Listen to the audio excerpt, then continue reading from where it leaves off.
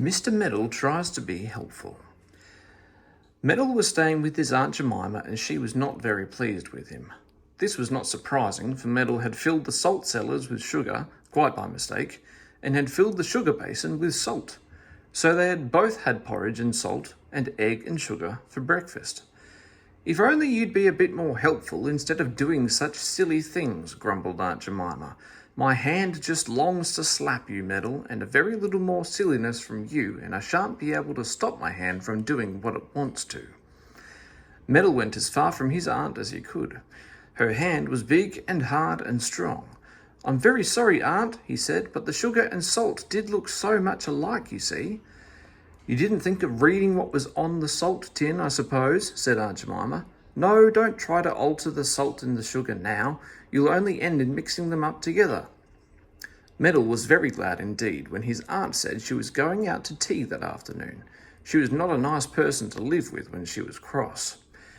"I'm going to see Sally Simple in the next village," said Aunt Jemima. "Now, as it's a nice sunny afternoon, you sit out in the garden in the sun.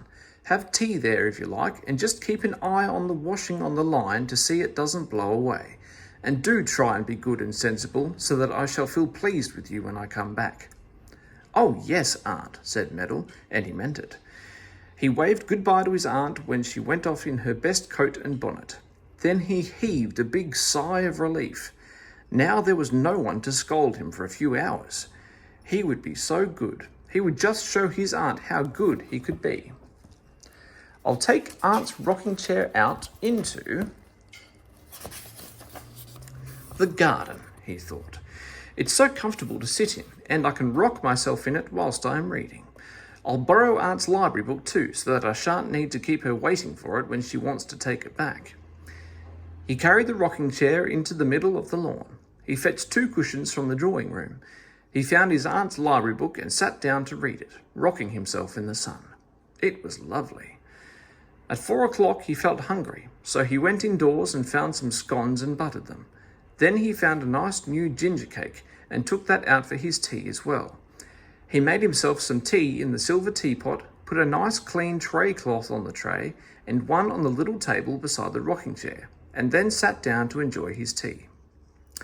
"Aunt Jemima would be pleased to see me having my tea in such a nice way, with a tray cloth on and the silver teapot and all," thought Meddle. "She is always telling me I'm untidy and careless and messy. She just ought to see how well I am behaving this afternoon, when she isn't here to see me." He had his tea and enjoyed it, reading all the time. His book was so exciting that he couldn't be bothered to wash up the tea things and clear everything away just then. He would do that afterwards. He suddenly felt cold. The sun had gone behind an enormous black cloud. Meddle looked up, and a big drop of rain fell on his nose, making him jump.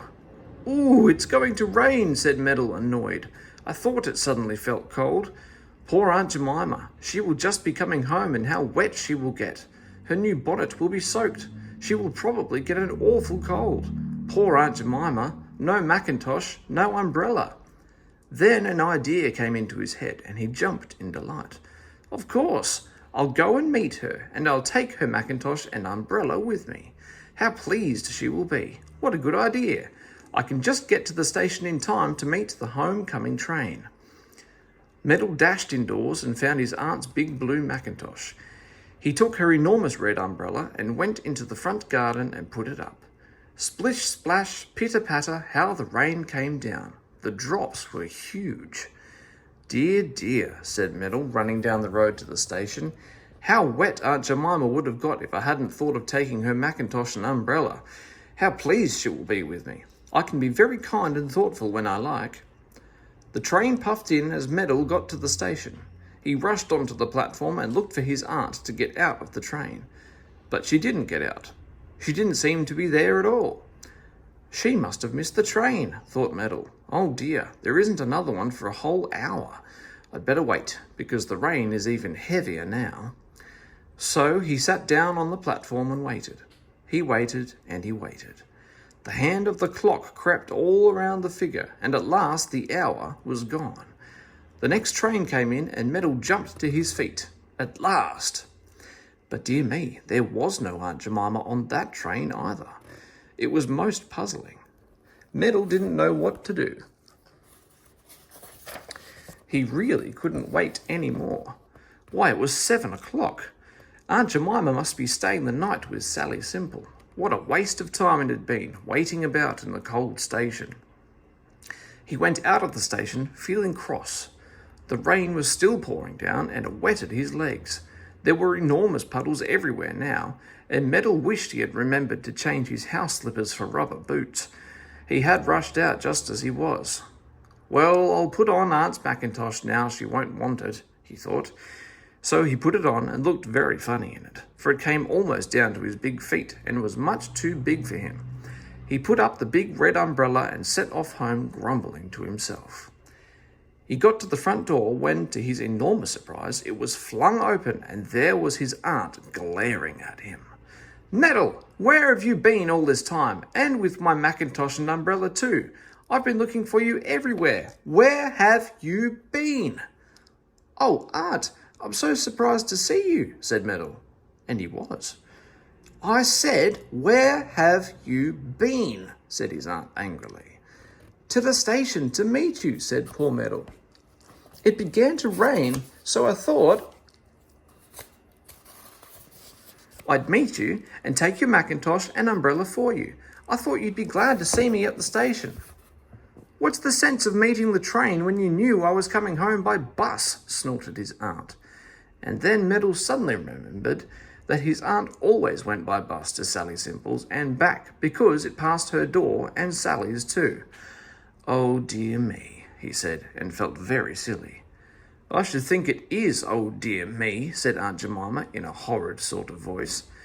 "That's what I said when I jumped off the bus outside the door, ran in and found you had left all my nice washing out on the line to get wet. It's soaking now, and the mud has splashed up from the ground and made it all dirty again. Why didn't you take it in when it rained?" "Well, dear me," said Meddle, feeling very awkward about it. "Yes, I should have done that, of course." "And why did you have to leave my best rocking chair and my 2 nice drawing-room cushions out in the rain too?" inquired his aunt. "Did you have to leave out my silver tea things and the rest of the ginger cake, which is now nothing but wet crumbs?" "Good gracious me," said Meddle, feeling even more uncomfortable. "And I suppose you thought it was a very good idea to leave my library book out in the pouring rain too," said Aunt Jemima, her voice getting louder and louder and her face getting redder and redder. Meddle began to feel alarmed. Had he really done all that? And he had meant to be so good and helpful. "Well," he said, "well, Aunt, I did take your mackintosh and umbrella to the station for you." "So clever," said his aunt, "so clever. When I got home and wanted to go and take in my washing and the tea things and the chair and cushions and book, I looked for my mackintosh and umbrella to keep me dry, but no, they were gone. You had taken them to put on somebody